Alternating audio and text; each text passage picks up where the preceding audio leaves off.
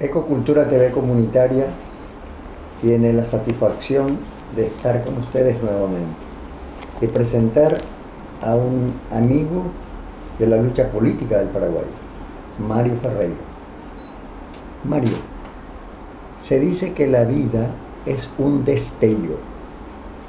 ¿Cómo defines la política frente a los destellos de la vida?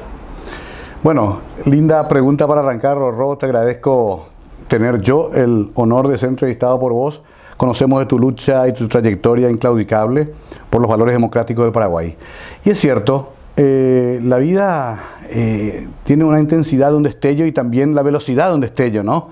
Y en este caso a mí me está ocurriendo algo muy particular con la decisión que tomé, porque si bien tuve muchos consejos en contrario, donde me decían no te metas en política, te vas a ensuciar, quédate nomás en la televisión, sé siempre la figura querida, popular, aceptada, pero no entres en ese lodazal. Sin embargo, hay que entrar, y ahora estoy más convencido que nunca, en las entrañas del monstruo para cambiarlo, para modificarlo. La política paraguaya, es cierto, tiene muchos vicios. Es cierto que en esta larga transición ha tenido problemas estructurales muy profundos. Hemos tenido ahora un suceso muy lamentable como el golpe parlamentario que interrumpe nada menos que la alternancia. Y bueno, me parece que el destino, Dios o como queramos llamarlo, me puso en el momento histórico apropiado para incursionar y dar mi testimonio. ¿Cómo va a concluir eso, Rorró? No lo sabemos, pero ya el viaje valdrá la pena antes que el destino mismo, porque nos tocó ser testigos nada más y nada menos que de una situación límite como fue el juicio político.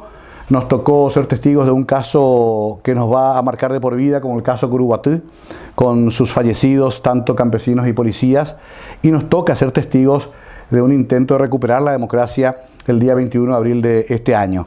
Vale decir que ese destello del que hablas, para mí está en su momento más fulgurante. Mario, ¿sabes que hoy se cumple 40 años de la muerte de Soledad Barret? Sí, justamente tenemos un compromiso después con un acto que se hace en el Café del Teatro Municipal, muy lindo, donde varios artistas compatriotas le harán un homenaje. De Soledad fui sabiendo de a poco, como todos los de mi generación, que obteníamos información cercenada por la dictadura, ¿no? Vos te acordarás que era información que nos pasábamos de mano en mano, cassettes clandestinos, libros, manuscritos, mimeografiados.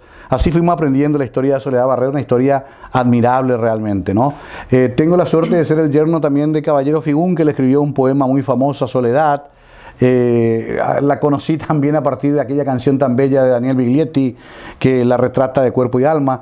Conocí la historia de traición a la que ella fue sometida por un informante, con esas vilezas tan clásicas de esa guerra fría que se prolongó en nuestros territorios. Sí, Soledad Barret, con ese apellido tan ilustre y tan significativo para el Paraguay, sigue más viva que nunca en este momento histórico de nuestro país, querido Rorró. Efectivamente, Rafael Barret representa toda una historia, porque él en 1904 llegó al país para enviar un análisis de la revolución que se había producido ese año. Vino a misión periodística y se quedó en el país, y él, como dice Augusto Rabastos, enseñó a los paraguayos a escribir.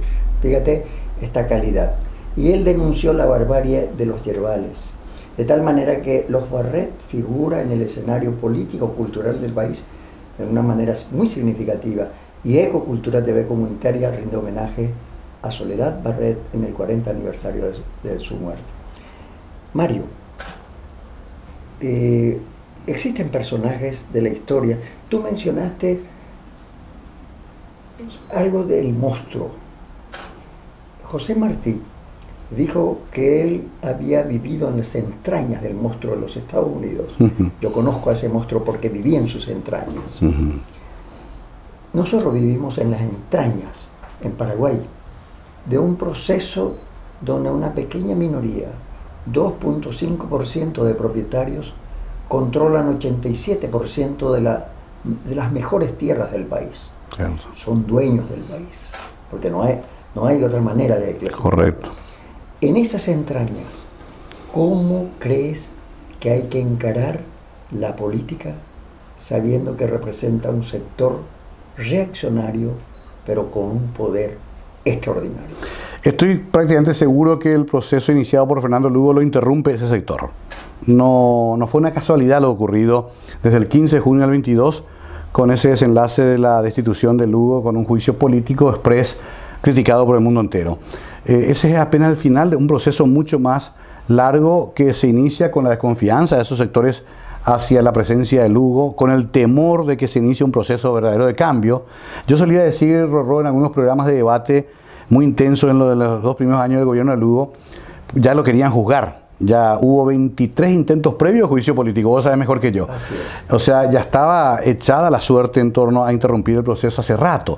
Pero les decía casi en sorna a mis amigos periodistas más conservadores y quizás representantes de esos sectores, les decía, a Lugo lo van a terminar echando por socialismo en grado de tentativa, porque en realidad no había podido aplicar todavía ninguna medida puramente socialista. Hablemos de una expropiación, de una nacionalización, de algún despojo, de un latifundio para repartirlo entre los sectores. Nada. Apenas se formuló la posibilidad de que caminemos hacia ese destino tan anhelado por millones de paraguayos, cuando ya se interrumpe a sangre y fuego, como siempre pasa en el Paraguay, el proceso democrático y nada menos que la alternancia. Por eso es que en realidad haber entrado en este momento para mí significa habernos metido en las entrañas del monstruo.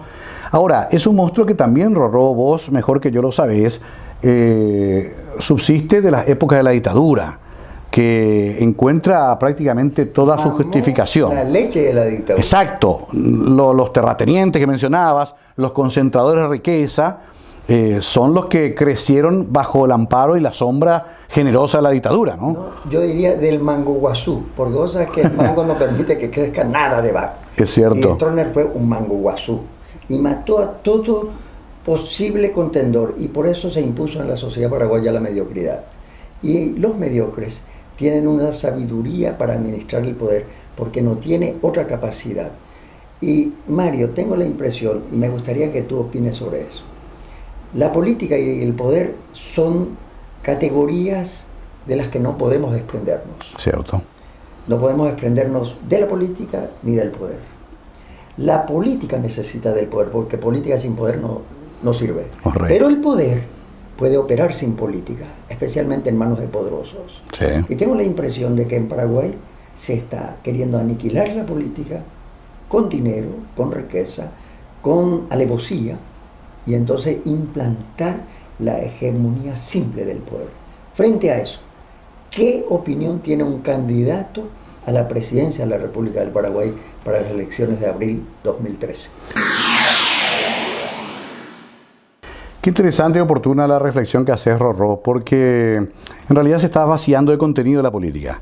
Y eso tampoco es casual, ese es profeso.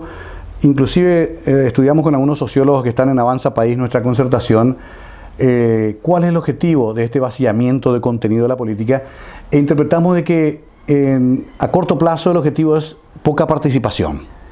A estos sectores les conviene que el 21 de abril participe poca gente. Si es posible que se mantengan el 50%, 55%. Ya tuvimos una muestra en la interna de los partidos tradicionales. Ojo, participaciones inclusive infladas de 45%, raspando el 50%. El mismo objetivo se persigue para el 21.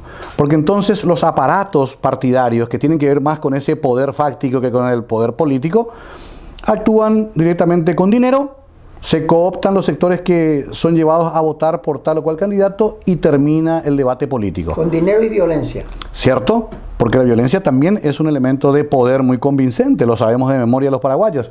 Entonces, primero celebro el análisis porque es muy preciso, y segundo, contra eso lo que nos queda es la participación. Y ahí es donde vemos, Rorró, cierta esperanza, porque yo también siempre a mi discurso le quiero agregar un hilo de esperanza, siempre un mundo mejor es posible, ¿no? Y siempre un Paraguay mejor es posible. Y ahí yo veo una reacción ciudadana que ojalá sepamos capitalizar los sectores progresistas del 21 de abril, donde la gente te dice, bueno, me sacaron el presidente, violentaron mi voluntad, embrutecieron la política de vuelta, pero yo tengo mi voto, yo tengo mi sufragio, tengo mi cuarto oscuro y el único derecho que me queda de volver a votar por el cambio. En ese camino estamos nosotros, esa es la visión que tenemos.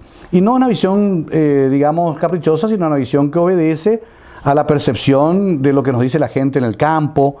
El campesino más elemental y sencillo, sin embargo, tiene la capacidad, el Aranduca At, de entender de que a estos golpistas hay que ganarles de vuelta en las urnas, o por lo menos hay que desafiarles de vuelta con las mismas herramientas de la democracia. Es decir, sustituir la venta de los votos por una actitud ciudadana consciente. Hannah Arendt, una gran intelectual, Sí. dice que ser ciudadano es tener todos los derechos y la capacidad para ejercerlos. El ciudadano, cuando renuncia a ejercer su ciudadanía, su decisión política en la sociedad, vende su voto. ¿Qué resultado produce esa cobardía ciudadana que implica no solamente vender el voto, sino alquilar su dignidad?